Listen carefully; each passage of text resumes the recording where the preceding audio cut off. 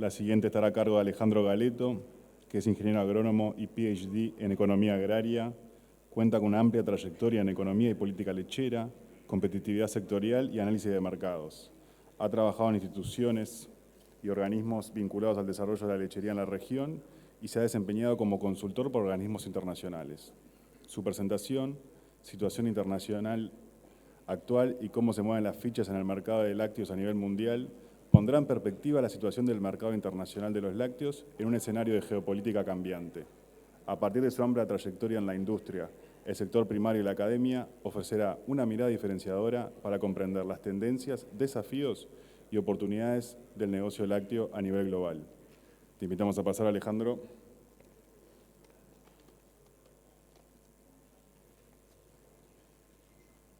Ahí te pongo la presentación.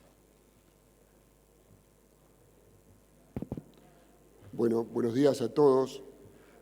Muchas gracias a Inale por la invitación. Es un gusto estar acá.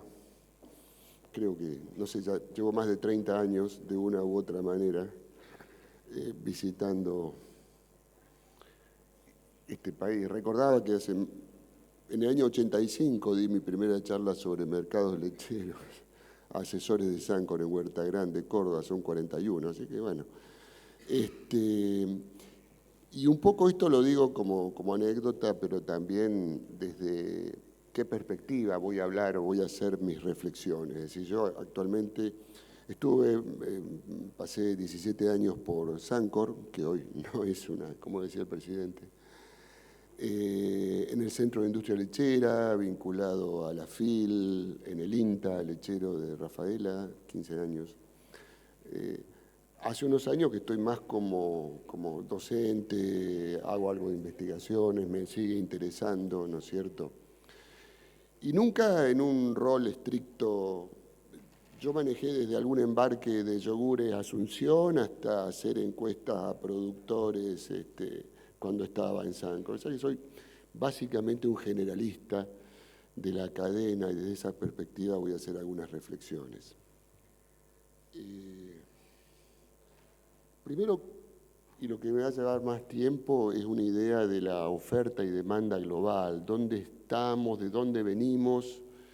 Y si bien el pasado no es inexorable en cuanto a repetirse hacia el futuro, bueno, es lo más firme que muchas veces tenemos para proyectar.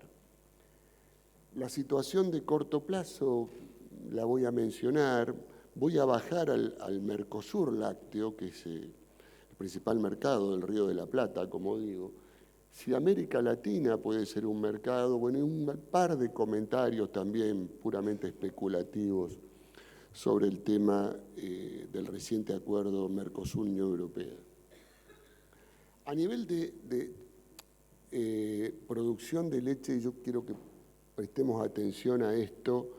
Lo que vemos se habla de desaceleración. Yo mismo tengo un discurso en el sentido que hay un grupo de países, Uruguay incluido hasta el año 24, Brasil, Argentina, Chile, Nueva Zelanda, con una producción semiestancada o ralentizada por lo menos. Pero el mundo sigue creciendo en los últimos 25 años a la misma tasa. Ha cambiado un poco la composición de los que crecen. Los más grandes crecen menos, pero el resto crece un poco más. Pero el primer punto que quisiera dejar es, por lo menos hasta el año 25, no se aprecia una fuerte desaceleración del crecimiento de la producción de leche de vaca a nivel mundial. Punto número 1. A la izquierda se destaca en el caso de China, que ustedes recuerdan tuvo sus disrupciones, ¿no es cierto? China ha venido cambiando aceleradamente su modelo de productivo. Hoy más del 50% de la leche de China viene de granjas, como dicen ellos, de varios miles de vacas. El caso de la India, que salvo su participación puntual y salvo en el caso de ciertas grasas lácteas, no tiene gran participación.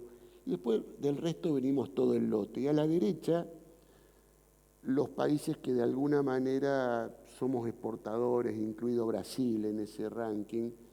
Y es lo que yo decía antes, los tres más el verde, el gris y el celeste, ¿no es cierto?, de cierto estancamiento de Brasil, Uruguay y Nueva Zelanda. Argentina viene estancada de antes ya, ¿no es cierto? Primer punto, entonces, a pesar de que algunos países están estancados, el crecimiento global no muestra signos de desaceleración evidente. Lo que sí muestra algunos signos de ralentización, como decíamos antes, el comercio.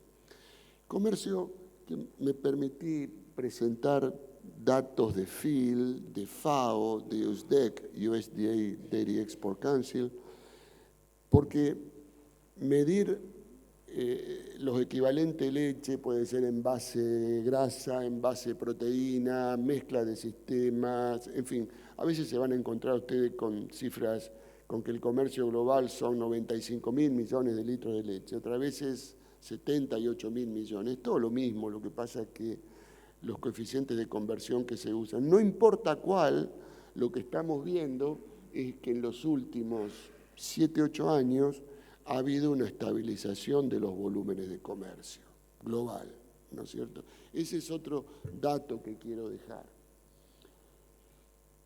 Acá están los primeros 10 importadores, claramente China, México, Indonesia, Argelia, Arabia Saudita, Filipinas, Malasia, Rusia, Tailandia, Japón, Brasil, Corea, Singapur y Egipto, ¿no es cierto?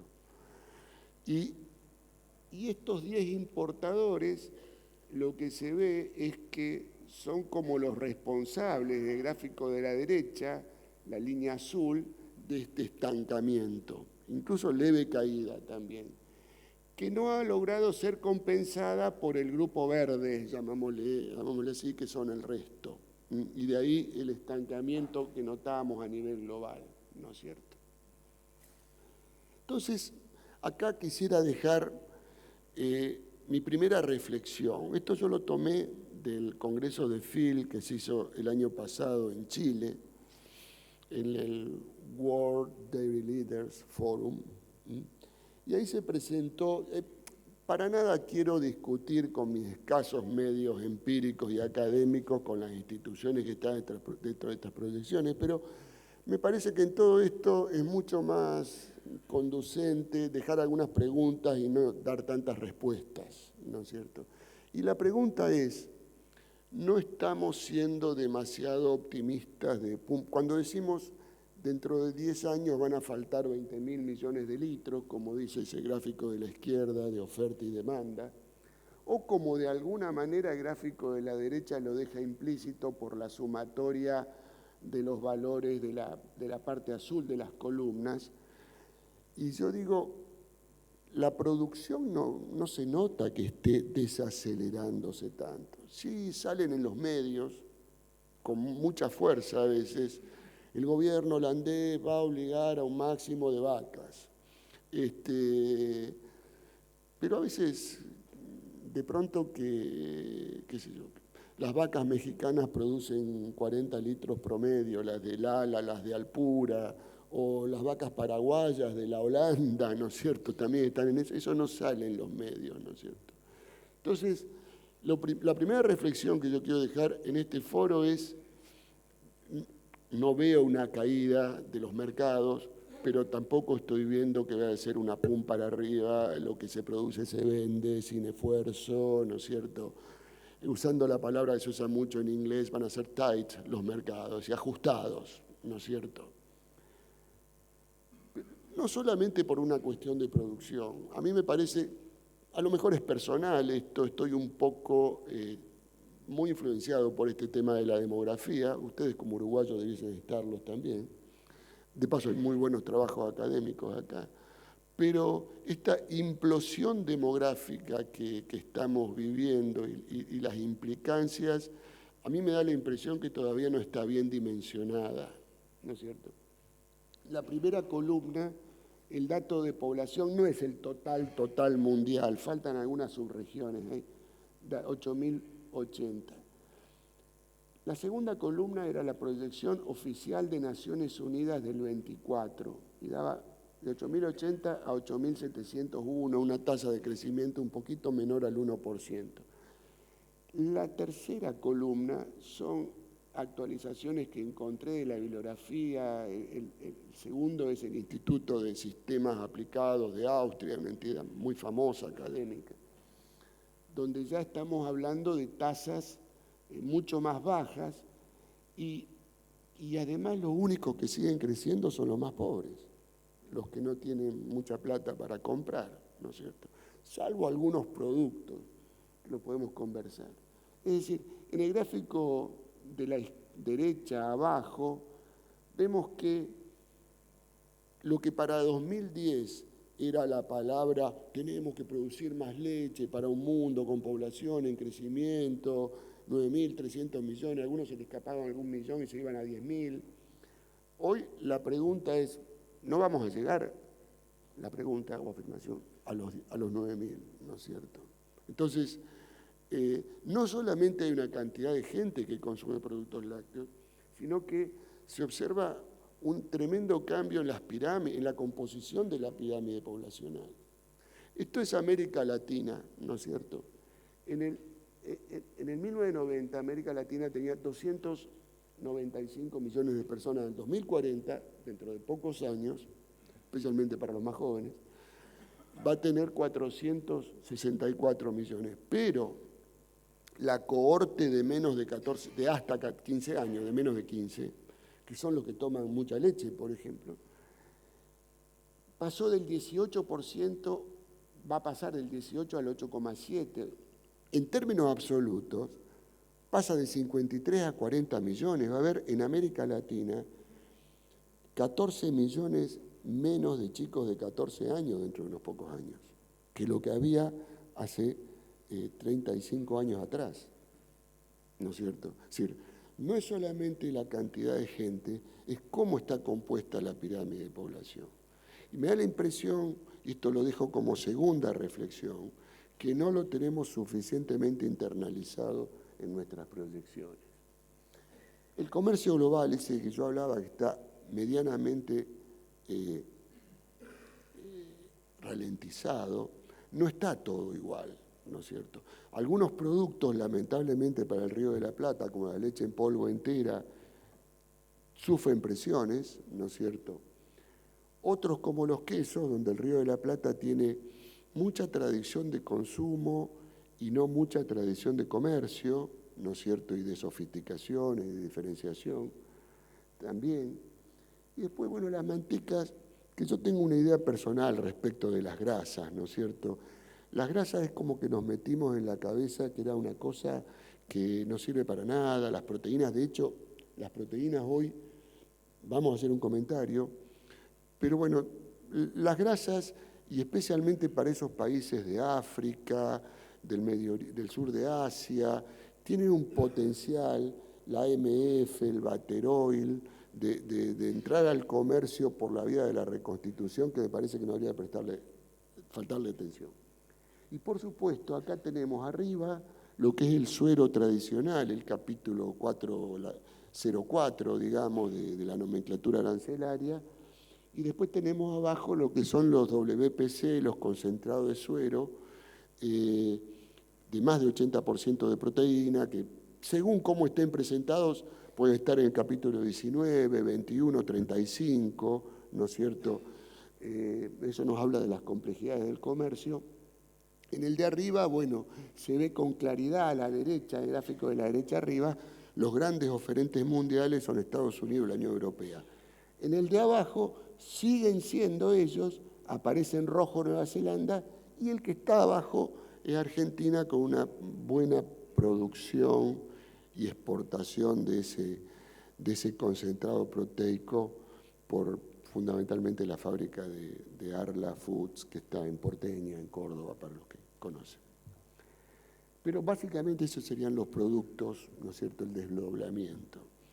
A nivel de precios, estos son precios actualizados a valores de 2025, es decir, moneda de poder adquisitivo de 2025, porque a veces nos olvidamos que en el mundo hay inflación, ¿no es cierto? Y básicamente lo que se ve en precios son, digo, esta serie permite ver, y vemos dos cosas, vemos el quiebre del 2006-2008 o alrededor de allá, ¿no es cierto?, con los lácteos fueron a un nuevo nivel, y el desacople de los precios de los productos con la manteca para arriba y la descremada para abajo, pero desde el punto de vista de la línea de producción es más o menos lo mismo, porque lo que va de descremada no se usa para descremada, se usa para grasa y la valorización es muy parecida, no ha cambiado, ¿no es cierto? Pero aumenta en todo caso, y eso es la idea que yo quiero dar con los cuadrados de color rojo, la inestabilidad de precios, ¿no es cierto? Estas son las perspectivas que propone FAO, OCDE-FAO, para los próximos 10 años. Es interesante repasar todos los años este trabajo, porque todos los años las perspectivas son que los precios se van a mantener más o menos iguales al nivel actual. Es interesante también, más todavía, mirar la publicación del año 2006-2007, cuando Lehman Brothers, todo lo que cambió, acceso de China, OMC, consumo, fundamentalmente fue eso lo que pasó en el mundo lácteo. Y bueno, la OMC siguió proyectando, la OCDE siguió proyectando igual para adelante, digo, o sea que, pero esa es mi impresión de lo que puede pasar con la macro de la lechería. Yo no espero un boom de consumo que haga que los países salgan a buscar desesperadamente esos 20.000 millones de litros que dicen que van a faltar. Tampoco espero que se venga todo abajo. Va a ser el mismo mundo difícil y peleado que venimos trabajando desde que yo estoy en el sector, ¿no es cierto? Y que vienen de alguna manera sorteando Argentina y Uruguay y acomodándose como pueden. Los precios relativos es un tema que da para no olvidarlo. A la izquierda con el tema de la carne. Hace 10 años que de alguna manera, eso es el índice de lácteos dividido el índice de carne de FAO. Si va para abajo significa que la carne pierde valor, la leche pierde valor relativa a la carne. En nuestros países me da la impresión que no tiene mucho, bueno, fuésemos un tambero del norte de Colombia que tiene 600 vacas y ordeña 100, y depende de los precios de la carne y de la leche, ordeña 70 o 140, bueno, ahí puede influir.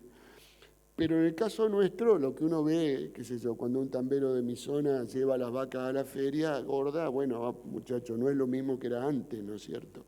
O el famoso Beef to Dairy de Estados Unidos, que lo mencionó el doctor Aguilar, como un dato importante, ¿no es cierto?, que hace que hoy Estados Unidos, después de haber atravesado una caída de precios al productor, como atravesaron la mayor parte de los países, los cheques siguen estando interesantes por lo que sacan de los terneros, ¿no es cierto?, más algunas vacas de descarte. Y la otra es el índice lácteos dividido los cereales, ¿no es cierto? Ahí, acá cereales, no tuve tiempo, lo ideal hubiese sido hacer una serie lácteo-maíz, ¿no es cierto? Pero hay que entrar al USDA y buscar la Milk to Feed Price Ratio que tienen ellos publicada, y es más o menos. Y lo que uno ve es que la leche frente al maíz, en particular frente a los cereales, tiene cada vez un poquito mejor poder de compra, ¿no es cierto? Y lo veo, lo tomo yo, insisto, esto no lo digo como una verdad revelada, yo no he trabajado ni siquiera en asociaciones ni tendencias que no tienen muy sentido, y mucho menos causalidades, pero sí ver la foto y hacerse la pregunta, ¿qué significa esto para los sistemas de producción del futuro también? Como hombre que no viene exclusivamente de los mercados ni de la fabricación de leche en polvo, que he pasado en toda la cadena, me pregunto si parándome frente a un maíz más barato, todo sigue siendo igual a como era antes, ¿no es cierto?, en términos relativos. Panorama de corto plazo, no tengo mucho para decir, ¿no es cierto? Lo que uno ve es, acá tenemos los mercados de Oceanía en verde, de la Unión Europea en azul y de Estados Unidos en rojo, y lo que estamos viendo es bajas y subas.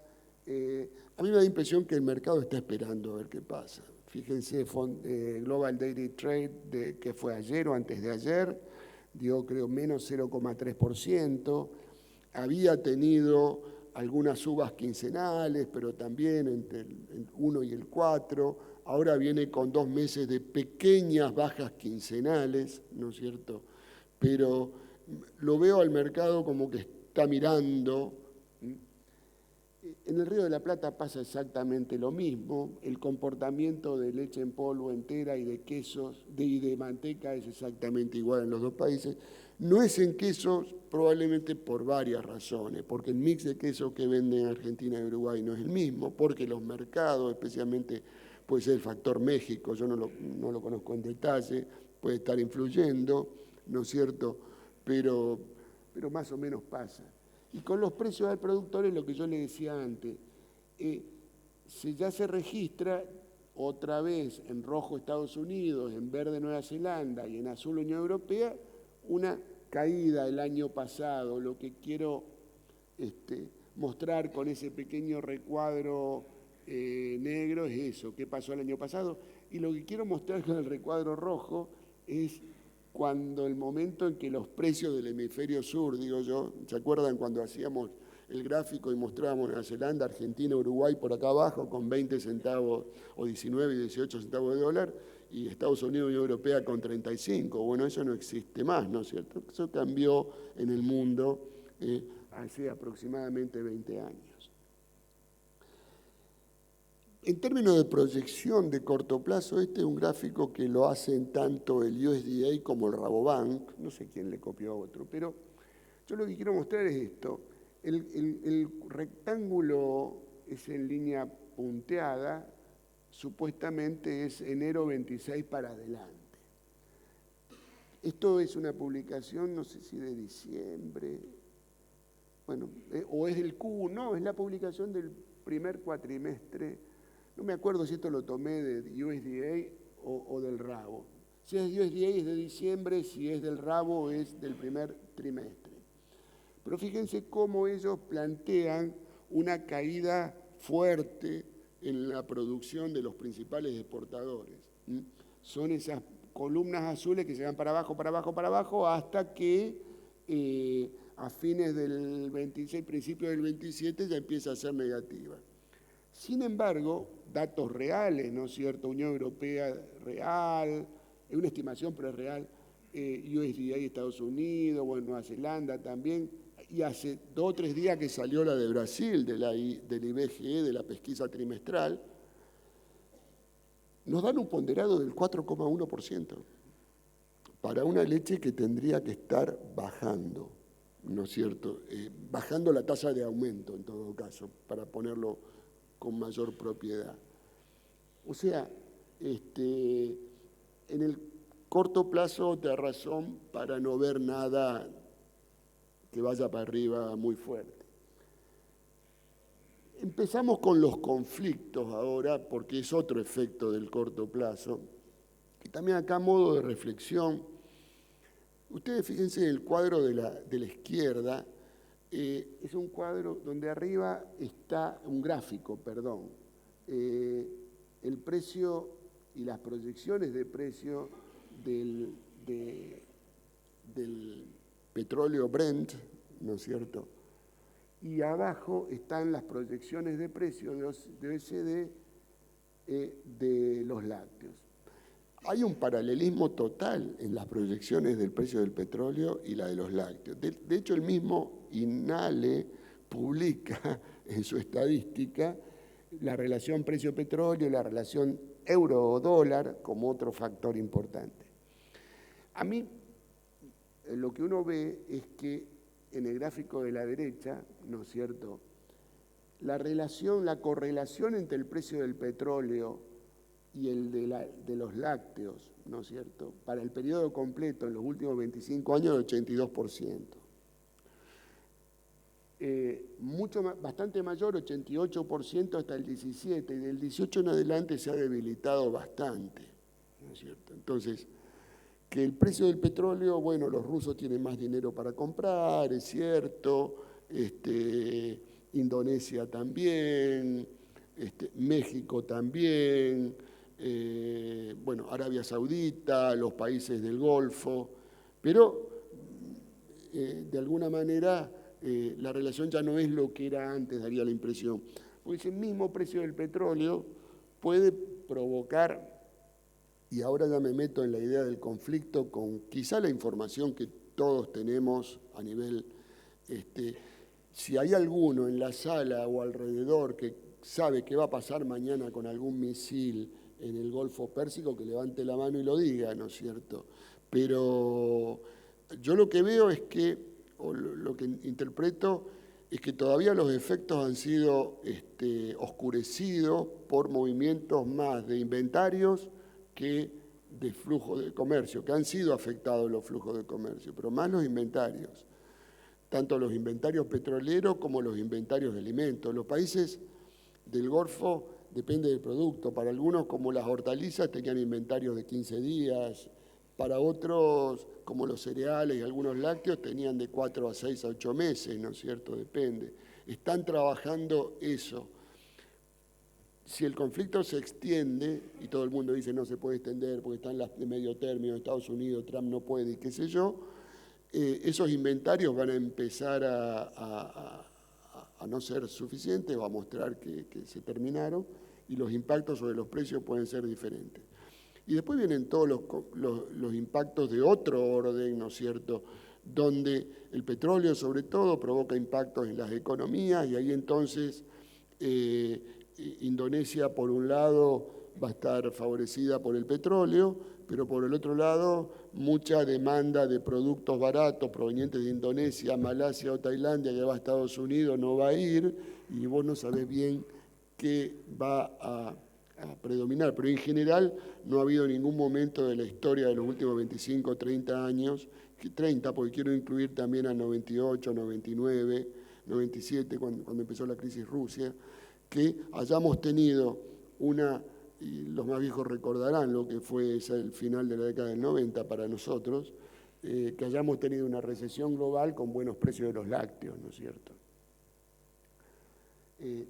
Y acá también hay una idea de porcentajes de abastecimiento de ciertos productos. Por ejemplo, el 30% de la urea viene del Golfo Pérsico, bueno, el 20% del gas natural comprimido, etcétera, etcétera. Ahora, ellos son responsables por el 8% de las importaciones de lácteos del mundo también, que no es un número menor, ¿no es cierto? Estamos hablando de, no sé, 7.500 millones de litros equivalente,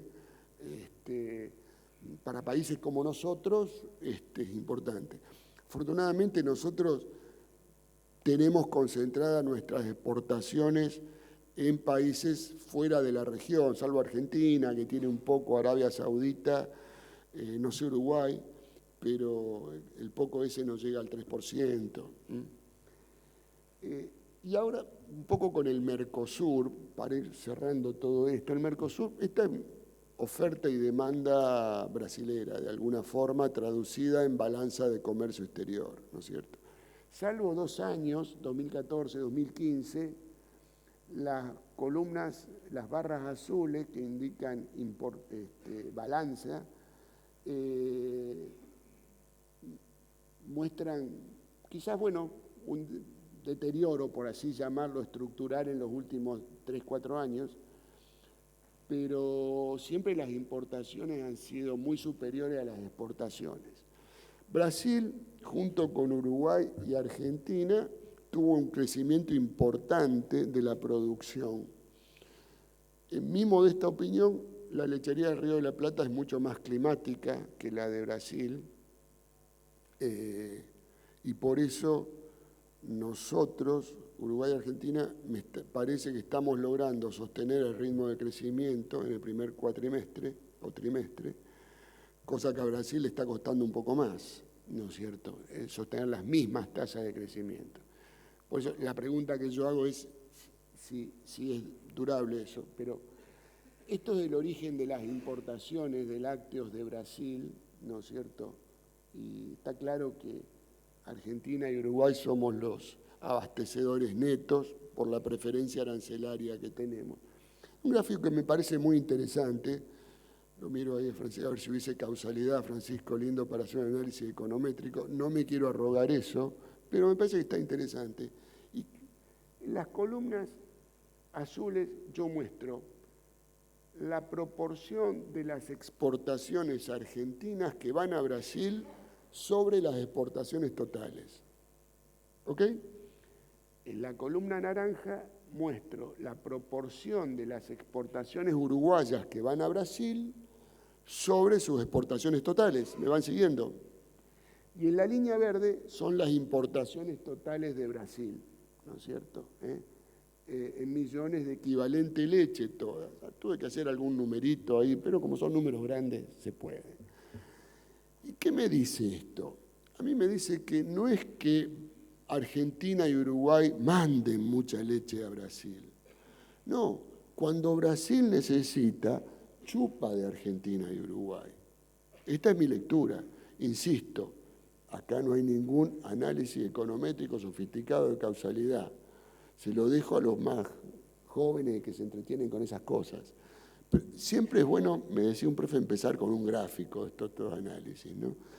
Y es como el precio internacional. Si yo veo una correlación entre el precio internacional de los lácteos y el precio del productor en Uruguay, me dice, correlación no es causalidad, me dicen, sí, pero raro que el precio en Uruguay influya sobre el precio internacional, por lo tanto es al revés. Bueno, acá me está mandando ese mensaje y lo quería compartir con ustedes. Bueno, volviendo al Mercosur lácteo, como decíamos, la producción de Brasil está estancada hace 10 años, ¿no es cierto? El año pasado tuvo un crecimiento importante, no sabemos si fue el respiro del gato muerto o algo que va a cambiar la tendencia, lo mismo para Uruguay y para Argentina, ¿no es cierto? Y se viene el tema de la denuncia por dumping. Se estableció un margen importante. En el gráfico que ven arriba a la derecha, eso lo da a conocer hace unos días, no hace mucho, el Sindileite, que es el Sindicato de Industrias de San Pablo, ¿no es cierto? Donde el mismo Sindicato de Industria, a riesgo de ponerse en contra a los productores de Brasil, dice que en la línea anaranjada está el precio al productor en reales por litro. Y en la línea azul está la leche en polvo entera, puesta en fábrica, pero reconstituida y agregándole todos los costos para transformarlo en un equivalente leche en tranquera al productor, ¿no es cierto? Por eso se explica un poco la prudencia a la política del gobierno brasileño, ¿no es cierto? No sé qué habrá sido económica, en decir, bueno, está bien, por ahora suspendemos la aplicación de los derechos antidumping porque eso solo nada más daba un 14% de incremento del equivalente precios en volúmenes importantes. Yo no sé si será como dijo el ministro Carámbula o el secretario Carámbula esta mañana, si ya podemos contar con que eso pasó, o se toman un respiro para ver qué pasa, ¿no es cierto? Pero entonces me pregunté qué pasó en el 99-2001, ¿no es cierto? No sé si acá en la sala alguno tuvo que sufrir esa experiencia, yo la pasé íntegra, ¿no es cierto? 1 año y medio haciendo costos para mostrárselo al brasilero que hicieron así. Porque la metodología de la OMC es bastante flexible a la hora de ciertos cálculos para comparar precios nacionales, etcétera, etcétera. La cuestión es que yo había hecho una demostración brillante de que no había dumping desde Argentina, pero me acuerdo que nos llamó el secretario de Economía de Industria en aquella época y nos dice, mire muchachos, dice, esa recesión mundial, Argentina, no sé cómo estaba Uruguay en esa época, Argentina estaba mal, 98, 99, veníamos sufriendo Malasia, Corea, IMF, Rusia, no sé si se acuerdan, y nos dice el secretario, muchachos, dice, tenemos 17 antidumping contra Brasil, dice, y uno solo de ellos contra nosotros, así que vayan viendo a dónde pueden exportar. Y más o menos así fue. En poco tiempo, en el gráfico de la derecha abajo, Argentina, no pude reconstruir la historia uruguaya, no tuve tiempo, pero sería interesante. Nosotros pasamos de tener casi el 80% de las exportaciones a Brasil en el 89, 99, 2000, y ya en el 2001 teníamos no más del 40, 2002. Y eso siguió por mucho tiempo, ¿no? Siguió por mucho tiempo, gráfico de la izquierda, la proporción de las exportaciones a Brasil es la línea azul, las exportaciones al resto del mundo es la línea anaranjada, ven cómo aumentan, y las exportaciones totales, por supuesto, la línea gris. Y yo me hago dos preguntas. La primera es si este tema de Brasil, como existe con las personas y la adversidad, no termina siendo educativo, ese tipo de cosas. Yo sé que si hay un gerente comercial de Conaprole acá o algo por el estilo, y mañana me pone un arancel del 45% y Nueva Zelanda tiene que pagar 28% y cosas por el estilo, me va a estar esperando a la salida para decirme cualquier cosa menos bonito. Pero digo, me parece que habría que pensarlo de esa perspectiva. Y la segunda, fíjense un factor que al menos en Argentina yo creo que tiene mucha importancia, que es el tema del tipo de cambio, gráfico de la derecha. En realidad, las exportaciones nuestras a Brasil responden bastante bien al índice de tipo de cambio real bilateral, que es la línea anaranjada, Argentina-Brasil, que calcula el Banco Central de la República Argentina. Más o menos, cuando el tipo de cambio favorece a Argentina, o que Brasil se pone, digamos, no es rentable para transformar reales a pesos, bajan las exportaciones a Brasil, ¿no es cierto? Y de pronto, por supuesto, ese no es un tema que maneje solo la Argentina, tiene que ver con el tipo de cambio nominal y la tasa de inflación de Brasil, ¿no es cierto? Más las dos mismas variables en Argentina y cómo se mueven juntas. Pero bueno, lo dejo como reflexión de las cosas que pueden pasar.